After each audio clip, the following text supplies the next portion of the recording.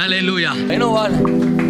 இந்த வருஷம் இந்த மாசம் குறிப்பா இனிமேல இருக்கிற நாட்கள் உனக்கு ஒரு அரியணையை கர்த்தர் வச்சிருக்கிறார்.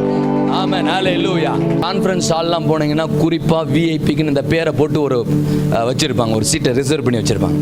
எத்தனை பேர் வந்தாலும் அந்த குறிப்பிட்ட சீட்டு அவங்களுக்கு மட்டும்தான். ஈவன் அவங்க வரவே இல்லைனாலும் அந்த சீட் அவங்களுக்காக மட்டும்தான் இருக்கும். இயேசுவின் நாமத்துல சொல்றேன், கர்த்தர் உனக்காக ஆயத்தம் பண்ணின சீட்ல நீ போவ. ஹல்லேலூயா. முன்னாடி வந்து உட்காரட்டும் பரவாயில்ல, ஆனா உனக்காக ரிசர்வ் பண்ண இடத்துல நீ வருவ. ஆமென். ஹல்லேலூயா. கர்த்தர் ஆல்ரெடி சாமுவேல் கிட்ட சொல்லிட்ட, சாமுவேல் இன்னைக்கு காலையில ஒருத்தனை அனுப்புவேன், அவனுக்கு உன் கூட எவ்வளோ பெரிய ஆளா இருந்தாலும் அவனுங்களுக்கெல்லாம் வேற சீட்டை வச்சுட்டு இவனுக்கு மட்டும் ஸ்பெஷல் சீட்டை வை. ஆமென். சாமுவேல் கேட்கிறாரு, ஆண்டவரே எல்லாரும் பெரிய ஆளுங்க பரவாயில்ல, அவனுங்களுக்கெல்லாம் ஒரு சீட்டை வை, ஆனா இவனுக்கு மட்டும் ஸ்பெஷல் சீட்டை வை. ஆமென்.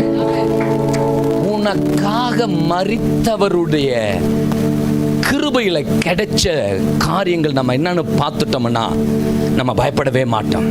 அதான் தாவீது அன்னைக்கே சொன்னான், என் பக்கத்தில் 1000 பேரும் என் வலப்புறத்தில் 10,000 பேர் விழுந்தாலும் என்னை அணுகாது.